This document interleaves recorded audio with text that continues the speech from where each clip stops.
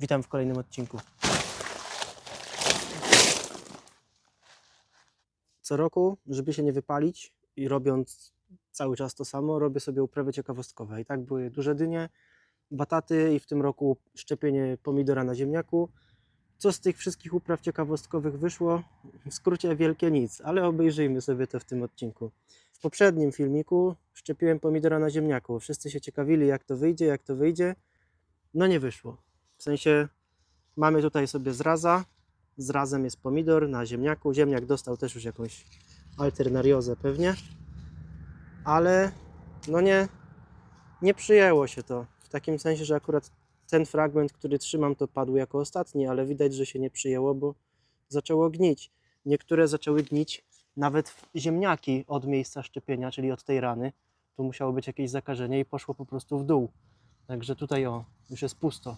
Tutaj już jest nic.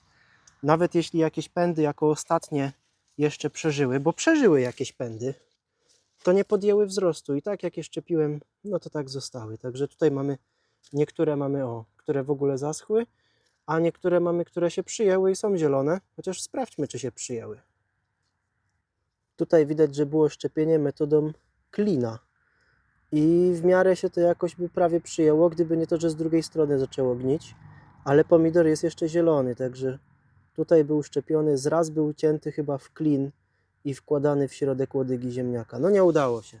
Także uprawa ciekawostkowa, w ogóle uprawy ciekawostkowe w tym roku się nie udały, bo albo się nie przyjęły, tak jak to szczepienie, albo w przypadku batata i dyni nie miałem czasu ich wsadzić na pole i nie są na polu. Nie wysadziłem, więc są do wywalenia w tej chwili, bo jest końcówka lipca, nie? Nic się nie uda. Tutaj mamy bataciki, obok nawet selery. Selerów ani nie sprzedałem, ani nie wsadziłem. Nie sprzedałem, bo mówiłem sobie, że wsadzę i nie wsadziłem, czyli ani nie sprzedałem, nie zarobiłem, ani nie wsadziłem, nie mam owoców. Te bataty były robione też jakoś tam wczesną wiosną. No fajnie wyrosły, tylko że powinny być już w czerwcu, najpóźniej w czerwcu wysadzone. No i te bataty jakby były w polu, to już by to było wszystko zgrubiałe, już by robiło bulwy. Te wszystkie czerwone fragmenty, to miało potencjał na to, żeby zrobić bulwę. Bataty ładne, no, ale za długo są w doniczce, a z tego nic nie będzie, nie ma sensu tego nawet sadzić, także na kompost, jak tylko będę miał czas, bo ja teraz nawet nie mam czasu tu posprzątać w tej cieplarce, nie mam jeszcze pomidory, nie wiem, czy będzie to widać, albo pokażemy.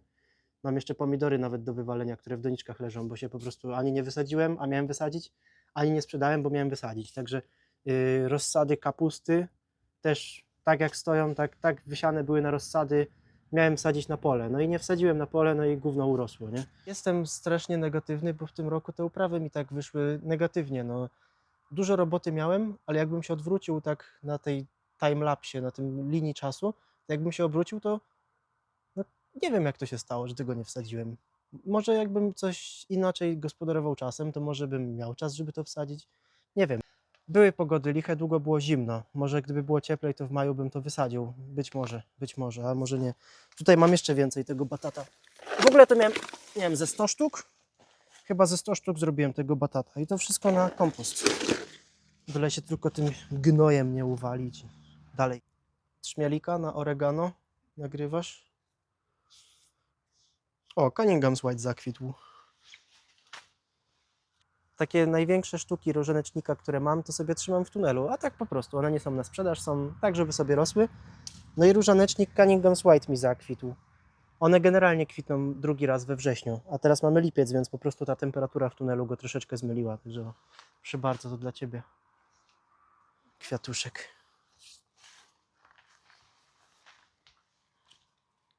Dynia olbrzymia. To nie jest tak, że jej nie wysiałem, jej nie wysadziłem.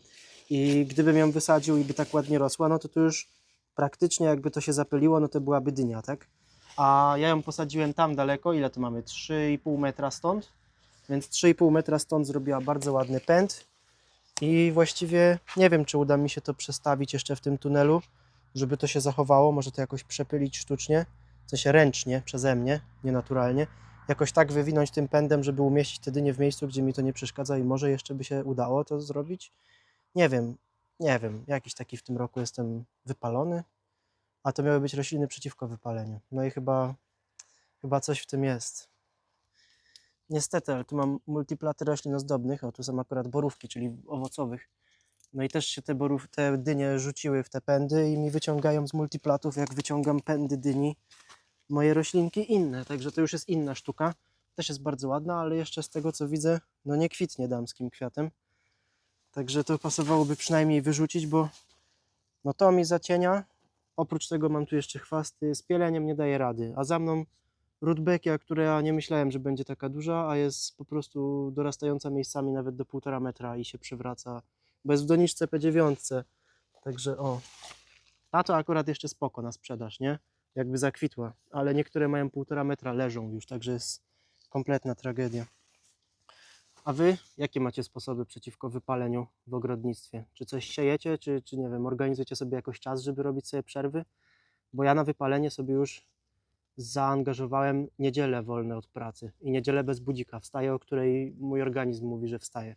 Także niedziele bez budzika są ok, ale tej uprawy antywypaleniowej nie zrealizowałem do końca w tym roku, no i trochę mnie to ciśnie, w sensie no za dużo tej roboty chyba jest na jedną osobę. Pielenie, sadzenie, sadzonkowanie. Sadzonkowanie jest najfajniejsze. Jak trzeba sadzić, też to lubię.